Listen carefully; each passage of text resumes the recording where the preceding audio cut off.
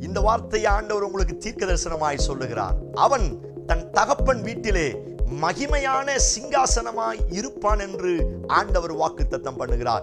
எந்த தகப்பன் வீட்டில் என்னை துரத்தி விட்டார்களோ, ஒதுக்கி வைத்தார்களோ, ஏளனமாய், இழிவாய், அவமானமாய், நிந்தையாய் பார்த்தார்களோ, எந்த தகப்பன் வீட்டில் என்னை துக்கமாய், சாபமாய் பார்த்தார்களோ, அதே தகப்பன் வீட்டில் மகிமையான சிங்காசனமாய் உன்னை நிறுத்துவேன் என்று இயேசு வாக்குத்தத்தம் பண்ணுகிறார். சபையே, தேவ பிள்ளையே, நீங்கள் தூசி அல்ல, நீங்கள் புழுதி அல்ல, நீங்கள் குப்பை அல்ல, நீங்கள் பைத்தியங்கள் அல்ல. அப்பா உங்களை மகிமையான சிங்காசனமாய் வைத்திருக்கிறார். துரத்தப்பட்ட, தூக்கி எறியப்பட்ட அதே இடத்தில் மகிமையான சிங்காசனமாய் மாற்றி அழகு பார்த்து உயர்த்த அவர் வல்லமையுள்ளவராய் இருக்கிறார்.